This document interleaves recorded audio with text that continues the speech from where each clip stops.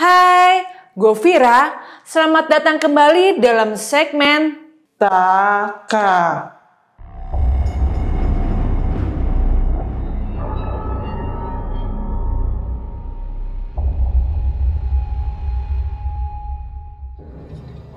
Guys, gue mau cerita kisah yang serem banget tentang hantu daerah Alas Roban.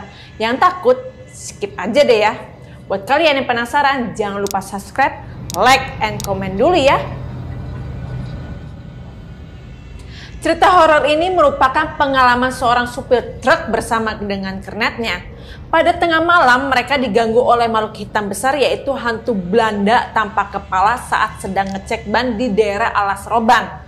Oke, ini dia ceritanya. Seorang supir truk bernama Warsito yang ditemani kernetnya bernama Sururi mengalami kejadian aneh dalam perjalanan Jakarta menuju Surabaya. Mereka berangkat menggunakan truk Fuso tanpa gandengan.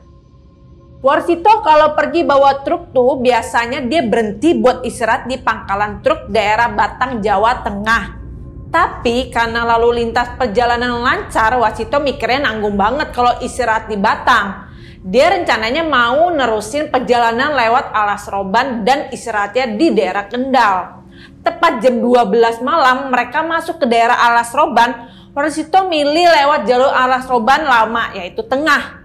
Padahal jalur itu terkenal angker dan berkelok. Sampai di tengah-tengah jalan Alas Roban, Warsito ngerasa banyak ada yang gak beres. Dia pun berhenti buat ngecek. Warsito turun memeriksa ban pakai senter, sementara Sururi masih di dalam truk. Ternyata ban depan sebelah kiri truk kempes. Lalu tiba-tiba Warsito ngerasa ada angin yang berembus di telinga kirinya. Tapi si Warsito cuek aja dan tetap fokus sama masalah ban. Terus tiba-tiba Warsito dengar ada suara langkah kaki dari belakang dan suaranya peralatan kayak kunci-kunci bergesekan. Tapi si Warsito mikirnya kalau itu Sururi, tapi anehnya dia lewat mana kok tiba-tiba bisa ada di belakangnya. Harusnya kan dia turun lewat pintu sebelah kiri. Padahal nih ya, si Sururi masih ada di tempat duduknya lagi ketakutan karena di matanya Sururi ada makhluk hitam besar yang ngehampirin si Warsito. Tapi Warsito ngerasainnya yang hampirin dia adalah si Sururi. Waduh, ngeri banget. Nah, si Warsito mulai tuh ngendorin baut roda dengan kunci roda. Terus dia minta dongkrak ke orang yang disangka Sururi di belakangnya. Warsito mulai ngedongkrak dan ngambil ban cadangan di kolong truk. Sementara si Sururi ngelihat pemandangan yang mengerikan. Orang tinggi besar yang diri di belakang Warsito dengan pakaian company. Muka makhluk misterius itu nggak kelihatan karena kondisi Alas Roban yang gelap. Terus makhluk halus itu garuk-garuk kepalanya. Dan tiba-tiba kepalanya lepas gelinding ke jurang samping jalan. Terlihat dari leher si makhluk misterius itu kayak ada cairan yang muncrat. Saking takutnya Sururi pingsan. Ini serem banget. Singkat cerita, Warsito selesai ganti ban. Lalu ngajak orang misterius yang disangka Sururi buat naik ke truk. Tapi si makhluk misterius itu jawab dengan suara geraman. Gitu deh.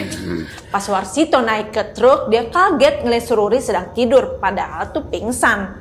Warsito langsung tuh nyalain mesin dan ngelanjutin perjalanannya ninggalin Alas Roban. Sampailah di Kendal. Warsito berhenti di warung makan dan bangunin si Sururi. Pas Sururi bangun, dia kaget. Terus teriak sama mau lompat. Ditanya Warsito, dia kenapa? Tapi nggak dijawab. Pas tahu dia lagi ada di warung makan, baru deh dia cerita. Dia cerita kalau orang yang bantu Warsito ganti ban bukanlah dirinya, melainkan hantu Belanda tanpa kepala penghuni Alas Roban yang pakai baju kayak prajurit zaman Belanda. Siapa coba yang pernah lewat Alas Roban dan diganggu kayak cerita tadi? Vira belum pernah nih tapi. Oke, Vira pamit undur diri ya. Bye-bye.